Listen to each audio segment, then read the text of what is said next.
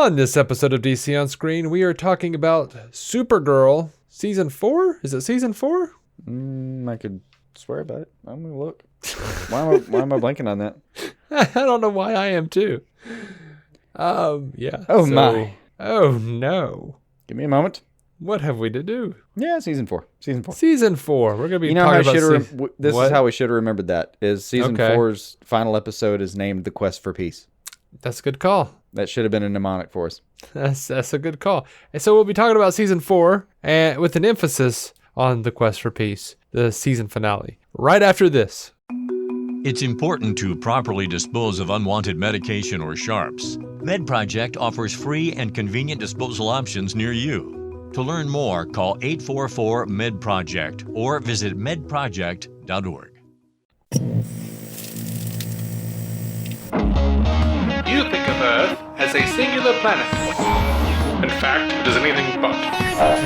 For this is a story not of a universe, but a multiverse, where universes and planets, such as Earth, were replicated and mirrored across a vibrating, infinite plane. Some barely different from the next. Others drastically so. This is DC On Screen. Every week, Dave and Jason talk about the multiverse of DC properties on film and television. But be warned, if it's been officially released, you can expect they'll spoil it. Welcome into DC On Screen. I am your host, David C. Robertson. This is my co-host, Jason Goss. Hello. Like I said, we're talking about Season 4 and Quest for Peace, the season finale. I'll say this outright. Sure. This episode called The Quest for Peace was far superior to the movie The Quest for Peace. It really was. And I will go so far as to say the season finale was my second favorite episode of the season. Nice. I did enjoy the finale. And I feel like this is almost to be taken as read when we're talking about finales for a whole season. But yeah, parts of it that didn't hit with me, parts of it that did. Oh, yeah, sure. Absolutely. But so, finale based. What? Get on with your bad stuff. What'd you like? Okay, so surprisingly, for the finale specifically, I was really shocked. I really loved the Motley Crue during the big fight sequence. That was shocking. Was it shocking that did you like it? I think they picked the Motley Crue song that I hate the least. That makes sense. But yeah, I specifically... I can't do hair bands. It's a thing. I'm sorry. There are rare exceptions to songs that I like that are hair bands. Yeah, I don't care for hair bands my damn self, but I don't know. For whatever reason, that Motley Crue really just settled with me in a great way, which was weird. And it's something they've been trying to do. They did it earlier this season with American Woman and Lenny Kravitz. And that didn't work for me at all. I did enjoy hearing the song again, though. You know, I'm so sick of that song from the 90s. Oh. I'm just so sick of it. I hated it. No, I liked it. And I felt like they were bludgeoning me over the head with an idea. And I'm like, okay, I got it. But, yeah, I don't like that song anymore. Songs can get ruined after a certain number of plays at a time. Here was the big problem with the American Woman thing. The worst problem is that they did it for so short a time, and then they tried to fade it out into very serious dramatic music, and it just didn't work for me. It was just I didn't catch that. Yeah, I know what that feels like when I hear it. I just didn't catch it. I'd probably agree with you if I'd been listening for it. Yeah. I probably just didn't hear the dramatic music because in my head I was like, American Woman, gonna let it be, yeah. So, biggest shock for me for this season, we heard that Jon Cryer was going to be Lex Luthor. Lex Luthor. Yeah, I'm going to agree with you before you even say it almost, man. Yeah, that's it was shocking. We were annoyed because it was going to be a legacy casting. Yes. And then I just didn't know, I guess, what he was capable of and how he was going to approach this role. And then they gave us that one moment in the trailer where it's like, Superman made me do it. And I thought, no, I don't like that at all. I don't like that at all. And that ended up being the only single moment I didn't love about his portrayal. No, you know what? In context, I liked it. It did work for you finally? That worked for me a lot, the entire thing. And what was weird, because I totally said Jon Cryer is going to be Lex Luthor.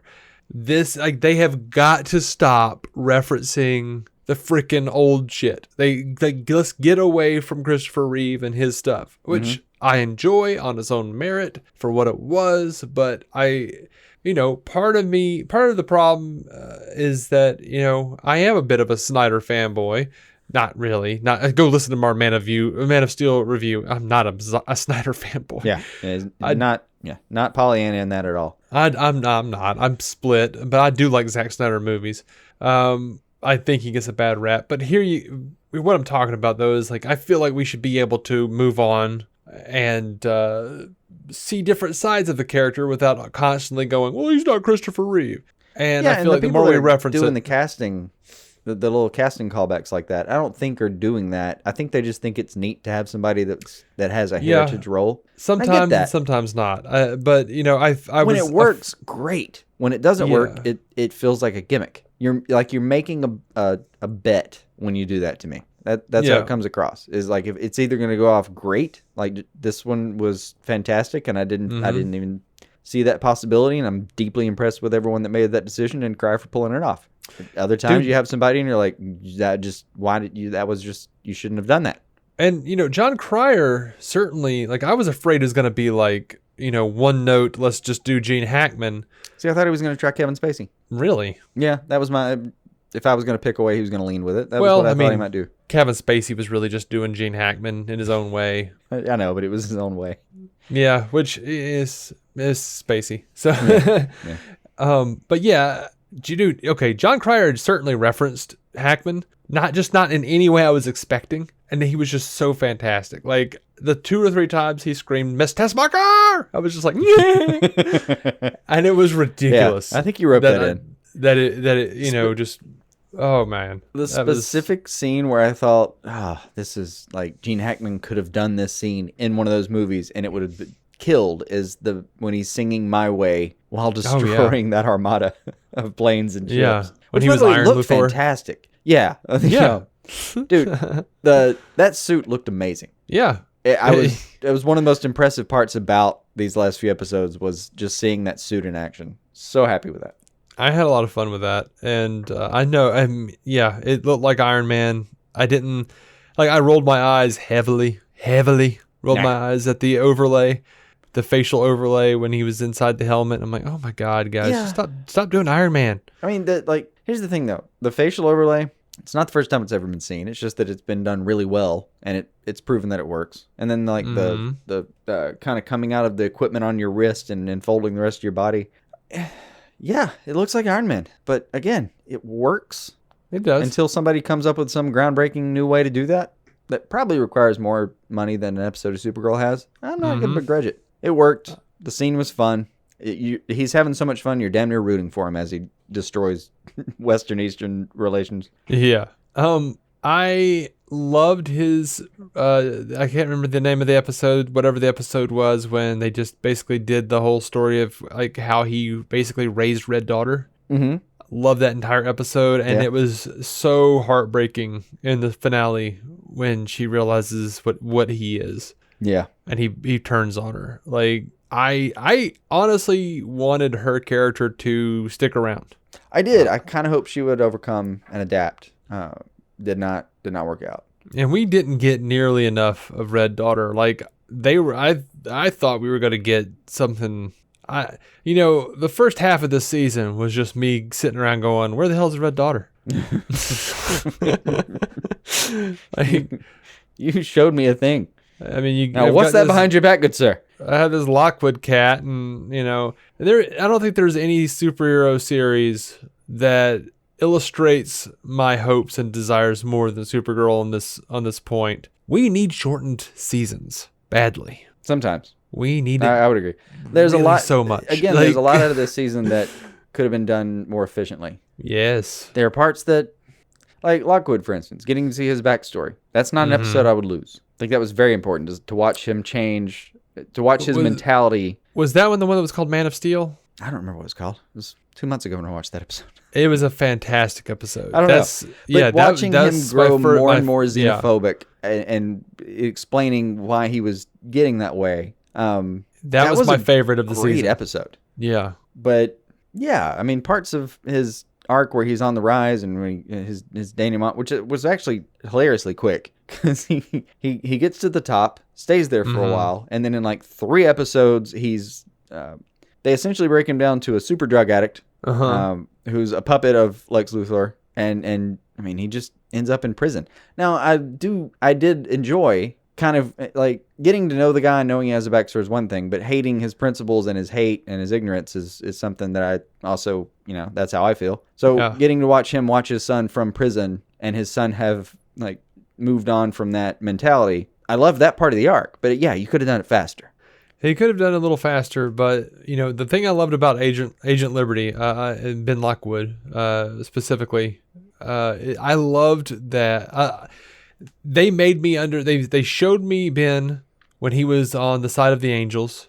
They showed me the slippery slope that Ben took. Yeah, how it didn't seem that weird to him. It didn't seem that weird to him. He was toying with his father's ideals, slowly letting the anger and the hatred take over until he's that person who's detaining people and rounding people up.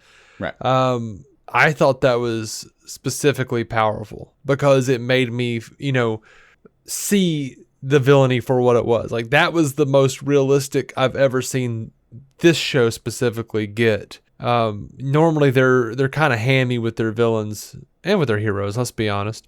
Yeah, I mean, they strawman argument it sometimes. But what that episode points out is that the best way to prove your point is to sometimes just show the other person's point and kind of let nature take its course. Like, if you see it from his side for a second, you can kind of understand where he gets there, but you still get to see where it takes you. And it ends up being a much more, it's a more full argument than if you just said he's a bad guy and Supergirl is to punch him. And they even have that alien who he threatened kill his wife, and they're just like, nope, that's what happened. That's what sometimes shit happens when you threaten to take somebody's mother away. Yeah. Yeah, I mean, loved all of that. I thought that was particularly strong. They have not done a terrible job with the alien story this year. There was a bit, I think it was in either the penultimate episode or the final episode, where you have Manhunter screaming, "Get these aliens to safety!" I'm like, don't you mean people, Jon? Like, damn. We spent the whole season learning this lesson. Can't you just say, get these people to say, get these aliens to say? You're an alien, I Jon. agree. That would have been a good tweak. that would. I think that would have been a good edit. Because the Alien Amnesty Act was, I think, a good. This was a great allegory for a lot of things. Some of which people may agree with or disagree with, and some of which you may just see as a spectrum. Fucking whatever your beliefs are on it. It was a good allegory for some stuff that's happening in certain ways. And like one of the more rewarding parts of it is you get to see the act is restored. Like for me, it was big that we went through all this trouble. The act is actually restored. Lockwood goes up. It seems to be the problem is under control, but they let the problem develop and they let the problem get out of their control before that. Which again, if you're trying to tell a relevant story, is I think it's relevant. So I liked where they took that. And then there was a couple other storylines I really liked. Like possibly one of my favorite runs in this season was like Brainy and Dreamer were one of my favorite parts of the season. Really? Yeah. Like getting to see Brainy go through some changes, getting to see him, have some feelings I wasn't expecting. That was rewarding given that like he was supposed to be replacing Jeremy for us. Right. We needed a heart of the show, and it was fun to see Brainiac's descendant take over being the heart of a show. What was way more fun was seeing the heart get taken out of him in the last couple episodes. Right. And I feel like seeing him be rebooted and have whatever they were calling it, the memory of his heritage or whatever it was. Ancestral memory is what they call it. Ancestral memory. Some species have it. Okay. It's weird. It's a weird evolutionary thing. It's watching him go through that. He was scary, man. And he actually here's the thing. I was really hoping he would be the bad guy for next season. As I was watching it, I was just like, oh, this is a problem. For a second, I really did. Like, for a second, I really did, but they've been building up enough about him and Dreamer that I kind of wanted that to work out. Well, no, there's nothing to say that it couldn't work out at some point, somehow, but the other part of that is... I didn't want to do like a season-long will they, won't they about the villain when we gotten this close. Sometimes I feel too teased by Supergirl, and there are moments where I need a payoff, man. Yeah, but here's where I'm conflicted though. I don't like Brainy anymore. Is that what part of it turned on you? Like, I don't know. Like, I kind of want to go back and look at Brainy when they first introduced him, like last year or whatever. But it feels like now he always speaks like this, and he gesticulates wildly, and he does that kind of thing, and I hate it. I just hate every segment he's in now that he's doing that. Like, yes, director, I'm like, shut up. Why are you talking like that? Like, I could swear he didn't do that before. I could swear he did that before. He might, and maybe I've just like, I've just turned against it. Somehow soured on it, but yeah, like it's just so annoying. I could swear the acting has been relatively consistent. In fact, I would even argue that it's gotten a little more human since the first iterations of it. Maybe that's the problem. Maybe like he has become a little more human. It's just like the snart problem. You know what maybe it is? Is there are moments in an episode, like when Brainy's in an episode, there are moments early in the episode where he's awkward and stilted, and that's the comedic beat they're hitting. Yeah. And then as they start to tell the story, they've got in there for a reason. So he doesn't just go from, awkward and stilted. He goes from awkward and stilted to suddenly being awkward and trying to have an emotion. Yeah. And it may be that like on the comedic beat, when it's subtle, it's not bothering you. But when they're focusing on him and he's doing relatively the same thing, but it's supposed to be on a dramatic beat, it's kind of annoying you. Yeah. I mean, basically, I don't know if it's like what happened with Leonard Snart, or if it's just something that's always been there and I'm just now getting annoyed by it. Because if you like look back at like the first couple appearances of Captain Cold and the Flash, he might be like, "Hello, Barry, I'm Leonard Snart," No, he leaned into his characterization of that no doubt. Yeah, and then 2 years later, it's like, "Hello, Barry, I'm Leonard Snart." Yeah. And you're like, "What are you doing now?" Yeah, he's starting to sound like a late 20s gangster. I mean, I get it. So, but in that version, we liked it, and we liked the lean in. We did. I kind of hated it at first, but then I liked the character enough, and I liked the actor enough that I started going with it a lot. Right. Maybe that's it. Maybe it's one of those things where it's just not going to hit. Or maybe it was that the writing on Legends favored him in such a way that. Oh, they definitely wrote him. I don't know, as extremely likable as he went. Like we were supposed to be liking him more and more, and it played. They wrote him well. Yeah. So I don't know if that's what's going on with Brainy or not, but he's super annoying to me right now. And I really liked his evil self, or his more Brainiac self, and didn't so much like I didn't like the turn that he came back.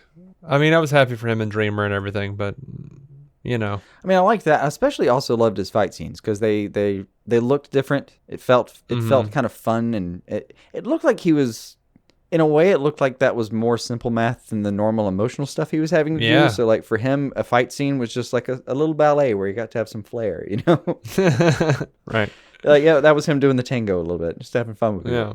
And it paid off, largely it paid off still when he breaks out of the whatever machine they have him in and goes into true Brainiac mode. Yeah. That went from, like, a playful, wistful, I'm going to walk up a wall and use my Legion ring for a second to like, oh, he's dangerous. I'm afraid of this guy now. I was a little perplexed by how to me, I read it like he was addicted to that ring. Like I sort of wanted Jean to be like, you can't have it back. But why? It's my flight ring. No, but you were addicted to it. You have a problem, Brainy. No, see. I could see that. I mean, I could see what you're saying. But for me, I completely read it as more like just a medal of honor, like just something that was like getting a Legion of Superheroes ring or Legionnaire ring is the. I mean, it's the equivalent of. I don't want to make it the equivalent of an actual medal because I don't want to compare it to a real thing. But it's a high honor. I mean, it's like if you got into the Justice League and they gave you like a coffee mug that said, "Welcome to the Justice League." You would protect that fucking coffee mug. Right. And be very mad if that coffee mug went away. Either that or Tony Stark had his demon in a bottle and Brainy has his demon on a finger. That's yeah. I could read the story the way you're saying it, and I think it's tracks. But Like, Agent Docs, what are you doing? I'm in the corner shaking. That's why he was really talking like that, is because he was having withdrawals. from his Legionnaire coffee mug. Right. Yeah. Oh, God. Look, I think reading it back, just replaying it in my head, I don't think there's anything. I think I don't like your take, and it's wrong, but I can't disqualify it. It's not even really, like, legitimately my take. I just think it's funny. No, it's the kind of thing, like, an argument can be valid, and it can be sound. I don't think yours is sound, but it is valid. Interesting. All right, well, It's what not- about this? It's not it's not like provably wrong, but it doesn't match all the criteria it needs to. How do you feel about this? Uh-huh. Freaking Haley, Colonel Haley. Hated her at first. Actually, pretty well enjoyed her by the end of it. I really liked her arc. Hated her the whole time.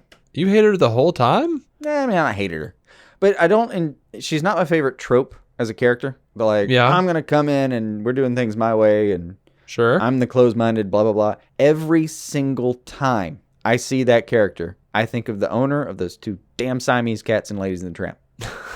It's hardwired. I don't know what it is, but it's like something in me that just hates that character. I don't even know how to explain that. But I don't know. That's what it reminds me of. Literally, I think of that moment every time. I saw her tipping point when she begrudgingly accepted Kara's donuts. Yeah, I mean, I get her arc. I understand how that happened. She started as a trope that I don't appreciate, and then she ended as, I mean, the best possible version of a trope I don't appreciate. But she didn't exactly end on like, I want her to be around next season kind of terms. It's more like, I would like you to go away and let Alex resume running this bitch because she was doing great at it. Yeah. You were unnecessary. I don't know how I feel about next season, because part of me feels like, well, I think if they do get rid of her for next season, it would probably be one of the smoothest transitions out, rather than someone like, say, Samantha, who is OMG best friends with all of them and now just doesn't exist. Yeah.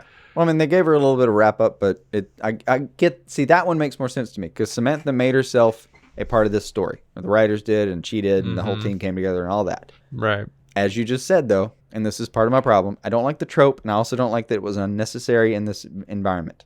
Okay. They could have done this story other ways. They could have. Yeah. It could have just been, Catco versus the president the entire time, or it could have been another organization, whatever. It could have been a lot of things. It didn't have to be Alex needlessly displaced, having done a good job, Supergirl thrown out on her ass for no other reason than kind of petulant, xenophobic part of the story they were trying to tell. Like, it was like the theme they were trying to use, but she didn't fit it. Lockwood, there was a reason he was doing what he was doing. He fit the theme. He was a good villain. She was just there to be part of the theme. Like, this story could have been told without her. It was not my favorite part of this season. Yeah, and you know what? She contributed, as much as I liked her and her arc. Yeah. She also, not the actress's fault at all. Just she did a good job. Yeah, she did great. Just didn't need her part of the story. She hit all the right beats. No, but she contributed to probably one of my least favorite stories throughout this entire season, and that was Alex is brain wiped so that she doesn't remember that Kara and Supergirl are the same people.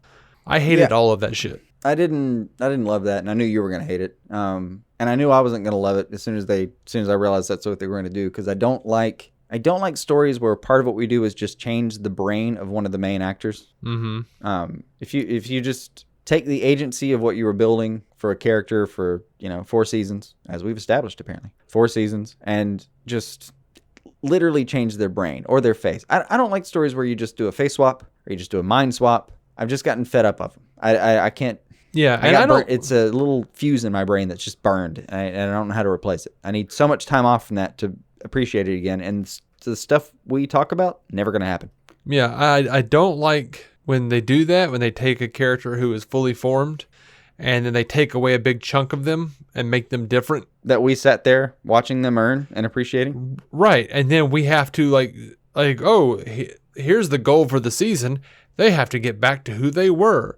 So one could imagine, if I didn't like it for Alex, I sure as shit didn't like it for Martian Manhunter. Yeah. This whole I'm a man of peace bullshit really pissed me off. I hated that whole arc. More earned. I hated that whole arc. I hated it. Like, vehemently, vitriolically, I don't care what his dad was.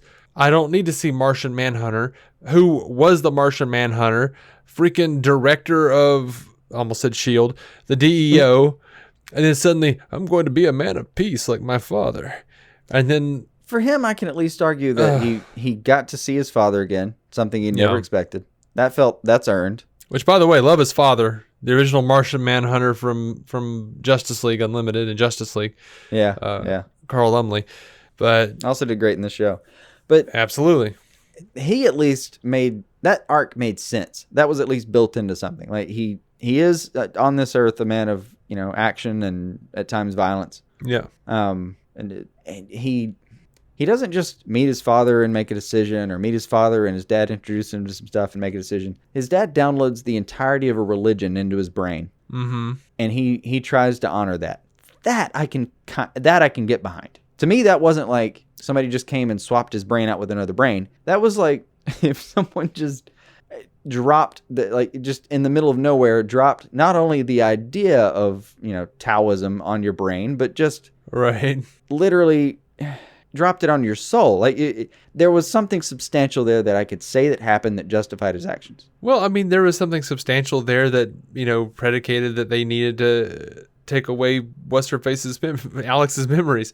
There was something that happened that justified that. But still my problem with that was the thing that happened that justified that was a director that didn't need to be there. Yeah, and I say that the reason I was a little annoyed by that. Yeah, and the reason I hate that Jon had to change who he was just so that he could get back to who he already was before the season started. Like, so you just didn't like that it was a well, I mean, in a way it's a lame version of the hero's journey. Uh-huh. You have a starting point, new information, you're out, you're lost, you try to find your way, there's a catalytic event. Oh my God, I'm back to where I started, but I'm greater. Mm-hmm. So in your version, that's just spinning the wheels. Yeah. I can get behind that. But in my version, it was also like, at least the way they got there made sense within the story. And it was doing something that I could get behind, like him trying to honor his father and honor the history of his entire people, which, by the way, is the one thing he's been missing this entire time. So it makes sense for him emotionally that he wanted to dive in that deep and try to really like live up to the religion his dad followed as a Martian, like something he had no history or no link to. 2 years ago in our time watching these episodes, he's suddenly got that opportunity. It makes sense to me that he'd take it. Yeah. It also makes sense that he should be the fucking Martian Manhunter and come back. Right. So it's like I get what you're saying, but I don't begrudge him it. If that makes sense. Speaking of the reason he realized he's not a man of peace, Manchester Black and the Elite, they Manchester started out as a kind of interesting character, and I guess I kind of saw I saw why he became what he became, but there did seem to be a certain definite shift. And then, man, did that just kind of falter and end on a whimper. Yeah, that one just kind of went out suddenly. I don't know how to explain that. It's like they had a plan, and it did, I think, contribute to the story where it was at the moment. But it was, I hate to say this because I liked his character for a lot of the time he was on the screen, but I could also tell you the story of this season without ever using him. Yeah. Like if you ask me, hey, in 3 minutes, describe the season, I could, with some work, not off memory, with a little bit of research and time to script it, I could probably tell you in 2 or 3 minutes what happened this season without ever using his name. Yeah. Which is not a good thing. I mean, again, I hate it though, because he was an interesting character. Like you said, I enjoyed him. And it just kind of seemed like he was just there and then he wasn't. And I don't really know how to explain any of that. Yeah. All right. So we sound super sad about that. I am sad about that. I mean, he had a lot of potential. He did. There was a lot that could have been done there. But at the same time, I'm looking at it and going, you know what? I could have done without Manchester Black and the Elite and done with more Red Daughter. Yeah. There was plenty of space there to play with. I would have liked to have seen more Tessmacher, for that matter. That I could have done with more of her. I didn't want more Mercy. But, you know what? Otis became, I hated Otis at the very beginning. But I liked him from day one, man. By the point where he was, hanging out with Kara in that prison, and he's like, what the hell are you? Or whatever. She's like, oh, I'm a reporter. And he's like, I don't care for the press. He suddenly becomes smart. He's like, they insert themselves into situations they have no context for or whatever it was. Mm-hmm. I can't remember exactly what he said, but what he said, I just laughed so hard. That was just the most. He suddenly got weirdly wise thing to say. And like his last scene you see him in this season, and probably for a while, I guess he may actually be dead this time, was like he's just chilling in one of the old safe houses. Yeah, I mean, my sister liked this place. I just couldn't resist. Blah, blah, blah. I liked the guy. I thought he was weirdly charming up front. Like when he was on screen and they had focus on him, I thought, okay, this is working for me. I like this guy. Mm-hmm. Kind of fun, having fun with himself in the role. You could say you could tell he was enjoying himself. And they did. They just used him as like, it was as though you could say, what if we just had, a brute that Lex Luthor would enjoy having, and just a brute, just a guy that will pull a fucking trigger when he damn well says so. And what if that guy had a little bit of swagger to him and enjoyed being the brute, and every now and then would say something clever just to mess with you? We'll call him Otis to, reference the character from the Christopher Reeve movie, but we'll make him Mercy's brother. Mm-hmm. Yeah, that's fine. That'll work. They were both annoying to me up front, and then eventually he became more enjoyable to me. Like, I love that he spared that little boy in Casnia. Yeah. That is just like, buddy, you just won my heart. Yeah. It was weird. There was some depth to him. Like, I honestly think the writers and the people had a similar experience that I did, where they saw him actually in that episode and thought, no, he's got some pop. Let's leave him on the table. Yeah. It's a real thing that happens. You write somebody in for an episode or two, and you kind of come back and say, look, we kind of liked where this went. You want to come back for a couple more? Yeah, I do, sure. Yeah. Let's make him a Metallo so that we can bring him out whenever we feel like it. Right? Oh, speaking of kryptonite, I loved the scene where she kind of says, where they're having a talk about America's a fatted pig and all that. And she's, as she's starting to literally sweat kryptonite almost, it's, Kara kind of says, like, you've been sick for 15 minutes. I've been living with kryptonite for 15 years, and just kicks her ass. That's a good scene right there. That was badass. Yeah, I dug that. It was all about that. There was some really good stuff in this season, and then there was some really, really meh. There was stuff. some meh. Oh, I've got two of my favorite scenes out of the last wing of the season, at least. Okay. What you got? The Dreamer speech. I fucking love that. That was fantastic. Hated it. Loved it. I'm tired of Kara always getting caught up in fighting and then remembering that winning means a hopeful speech or interview. That seems to be that's at the tail end of every season. Dude, I'm like, if she learned one thing from Grant, we could save ourselves. We could save ourselves an entire season if you just remembered to give a hopeful speech.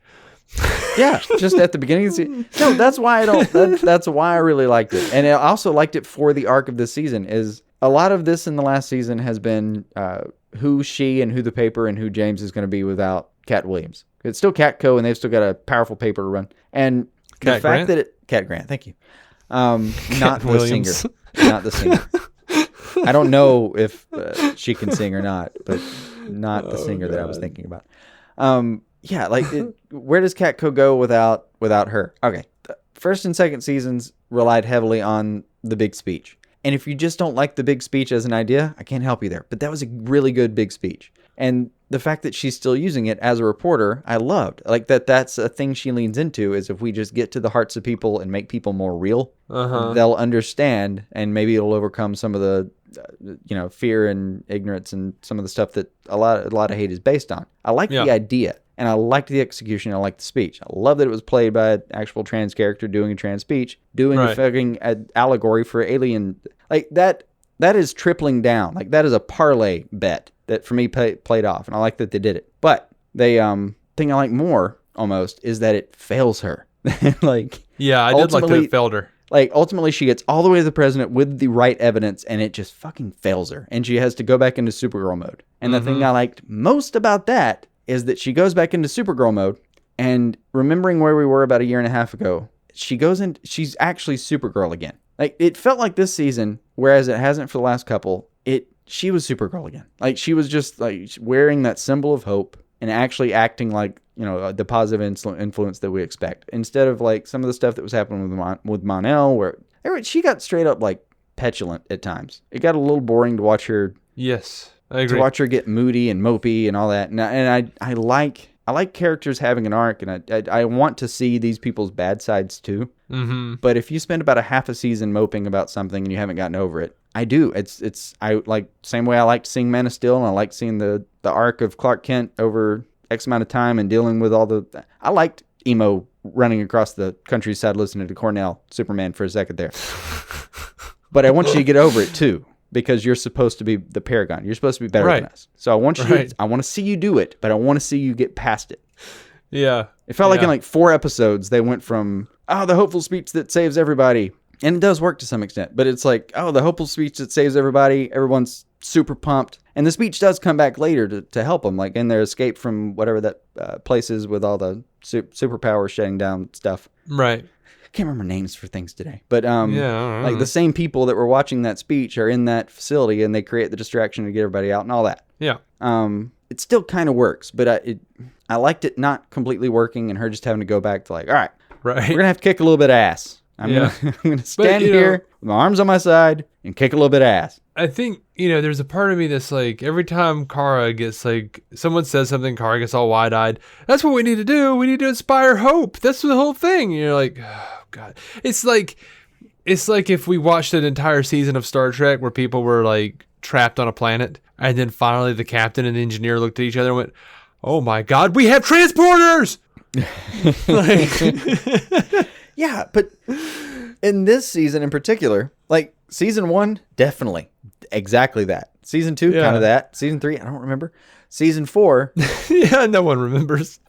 I'd have to look it up. I'd have to refresh my mind. But in this season, it was exactly that. Oh my God, we had teleporters, and then they went to use them, and they were broke. Yeah, see, shit didn't work, and they had to come up with another plan. And what they did was they turned on Motley Crue, kicked some ass for a minute. Yeah, they did.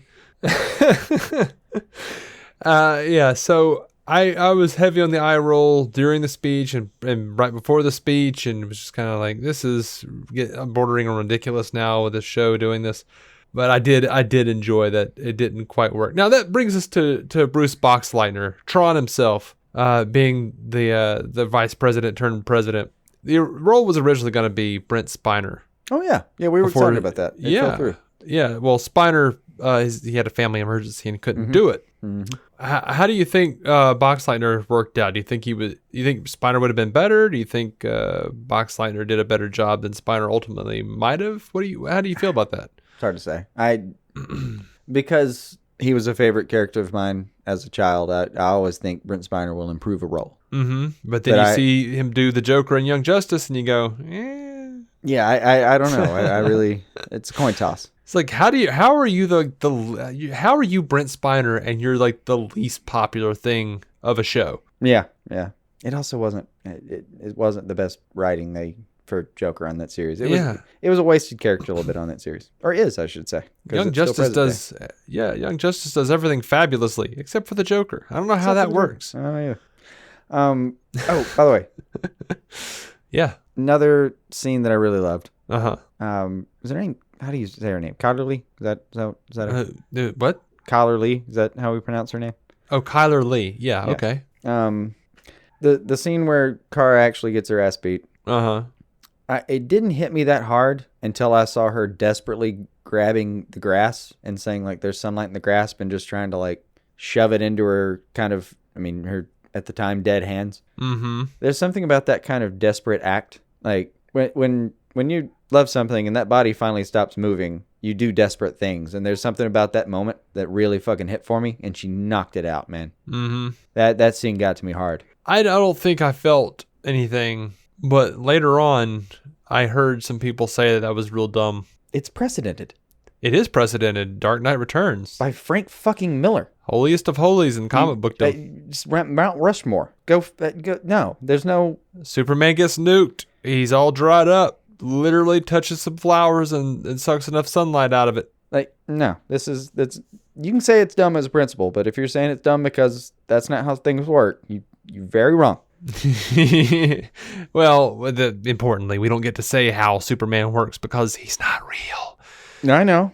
So we have to work within an ideal canon with rings of other cannons surrounding and going in and out of its orbit at all times, and it's vague. But if you think like it's never been that way before, and so it really has, and it's in one of the most famous books about Batman of all time, so maybe you didn't catch the Superman to be fair. It is, but Superman is the side character of that story to me. Yeah, he's kind of the enemy, but kind of. Society's the nemesis in that story.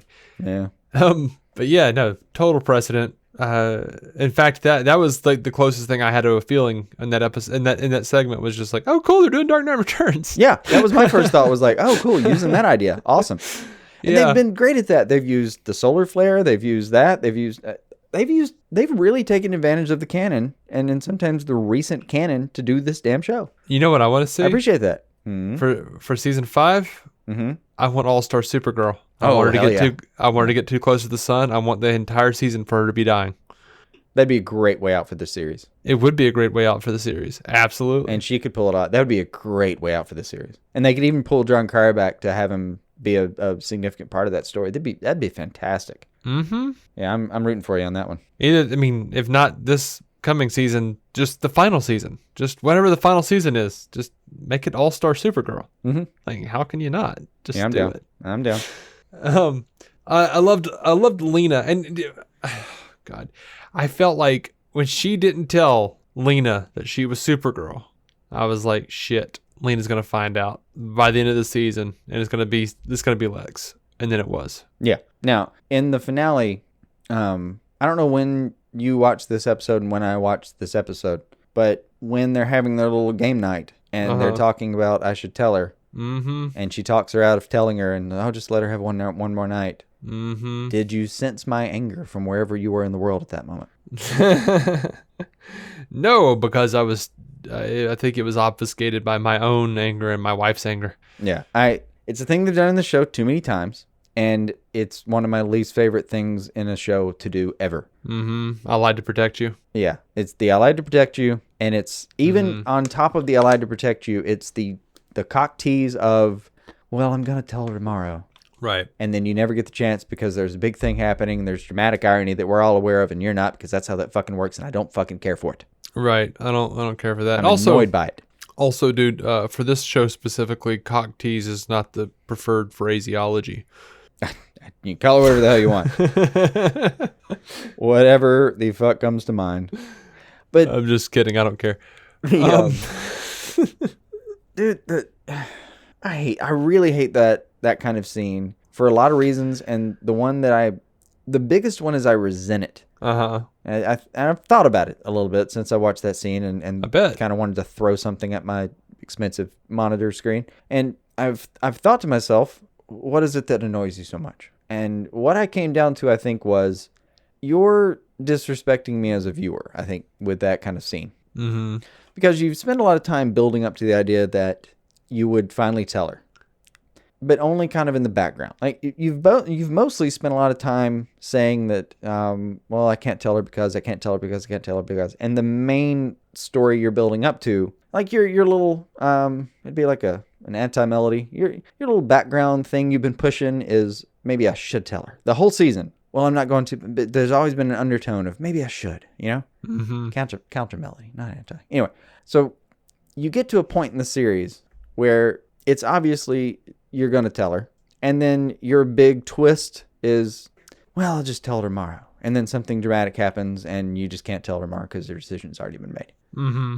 It's weak sauce. It is. It would be a much thicker, stronger, richer sauce if you just actually told her and gave us some kind of resolution to that story you've been pushing the whole season. Yeah. Or 2 seasons at this point. Half the time you've been on the show. Mm-hmm. So I've got this question for you. Mm-hmm. Do you think Lena's a bad guy next season? I would love to have said, no, I think they're going to do something more interesting, but no, they're not. They're going to do that. And it's going to be that she's not going to tell her, I know you're Supergirl until late, because that's how they do it. Uh-huh. The only thing I have the only gum in the works is the monitor. Yeah, possibly. I don't know what's going on with that. I don't know why he shows up at Lex's body. I don't know who the Martian is that's mad at John. I don't know what's going on with that, but I know they've got about 9 episodes to tell me, because that's when we're going to do a crossover. Right. And I've heard that the crossover is going to be split.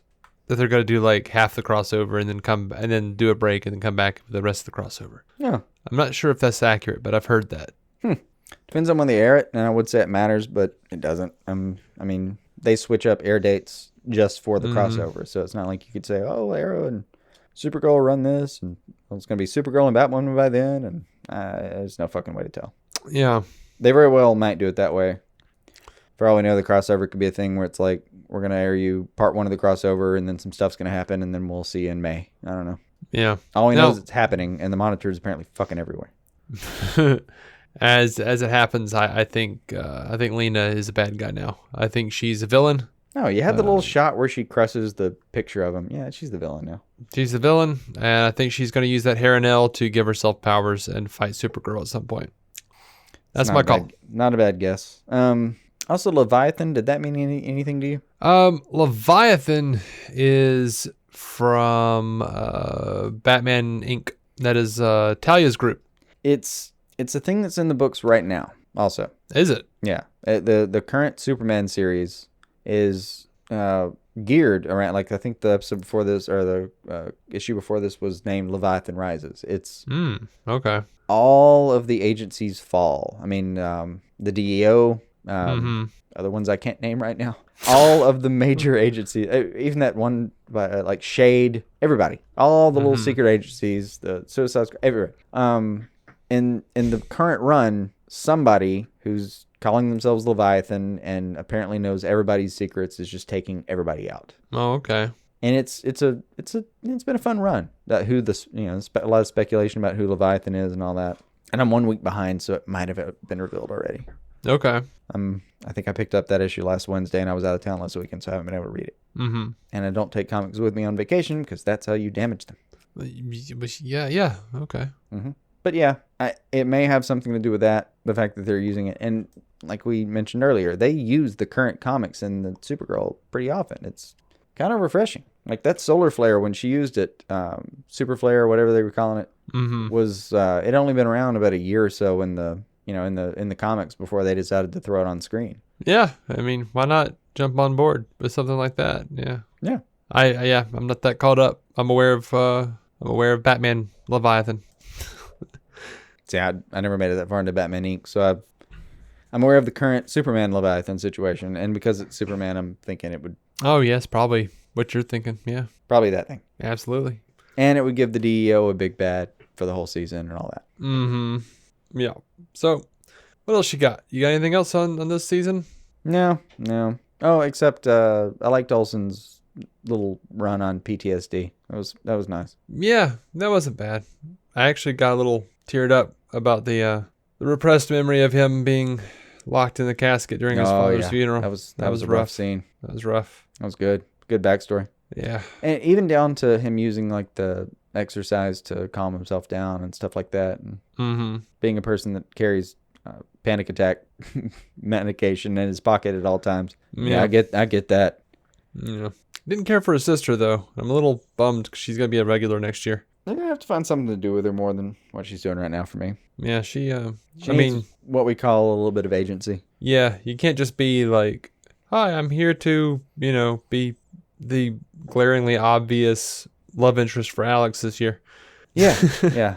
That was it just didn't feel as good as the first relationship she's been in. I can't remember her name either. Maggie Sawyer. Every time I hear Sawyer, I think Tom. That's a different conversation. Every time I hear Sawyer, I think Lost. Nice. Like she was great. It made sense for her to be there for James, and in the moments that she was there for Alex, it made sense for her to be there. But for her to have to be here going forward, we need to find a reason for her to be in this city and in this story. Or it'll be a little bit like, why is she here again? Exactly. Plus, I don't really care for the actress too much so far. Like, I haven't really noticed anything. Nothing stood out for you? She's just kind of wooden for me right now. And I'm not saying, like, I feel like a lot of actors have a little bit of a problem getting into the CW stuff, like finding their footing with the words that these writers have them say. I mean, give them a couple seasons, most of these people can just, like, act like they're saying something that means something. But maybe. I think there's also an effect where people, when you walk into a role and they're like, oh yeah, you're a brilliant doctor, I think some people try to tighten up in a way that maybe comes across as wooden. Maybe. Oh yeah, you're a brilliant doctor. And they're like, no, I was a C student at UCLA, but okay. Yeah. And I was especially aggravated because that whole Alex is going to be a mother right now, and then the girl decides not to give away the kid or whatever. Like that, I felt like that was pretty much just there to make those two characters closer together. Maybe. I mean, I thought it felt like filler. Tyler did such a good job reacting to it that I was okay. But it's one of those. She did, but It was one of those episodes where I knew that was going to be the turn on it, and Oh, yeah. I just kind of felt bad in advance and then when she actually acts her way through that scene, I was like, yeah, that lady's fantastic. yeah, good job, Kyler. But I'm bummed because this was filler and sad filler at that. Sad filler can be good. It just needs to get you somewhere. I feel that we should. All these people with the Snyder Cut. We should just we should start a movement. 10 episodes only. 10 episodes only. No, I'm going with 15. 13. 15. 13. I stand by it arbitrarily. I'm dying on the hill of 13. Yeah. Like I promise you, because Black Lightning had 16, and that was like 3 too many. We got to take the average. They had enough to have like 3 episodes of filler in that shit. You can't give CW writers leeway. You've got to force some filler. it. Yeah, I think you're gonna get some filler. You got to force it out of them. You just got to pick them up and squeeze them until they shit and get over with. Hell, Anyway. it even works on the Lucifer writers. Turns out. Yep. That'll be a review for later. But not tonight. Nope. All right, I'm done. I'm We're on done. to Legends. You want to do Legends? Yeah, let's do Legends. All right. So thanks for listening to our Supergirl review, guys and gals, whoever might have been listening. Thank you. Thank you so much. Thank you to all of our supporters over on Patreon. If you'd like to become one of those, the $5 tier gets you a lot of stuff, a lot of extra shows. I'm sorry, I'm having a stroke. You get the warm-up sometimes and the Chasing Squirrels, Jason's Pull List, and Marvel reviews. There's a lot of fun. Whatever else we come up with, and that's about to start kicking up again. So anyway, until the Legends of Tomorrow review, or whatever the next episode is after this, probably a news episode or a Lucifer review, keep some DC on your screen.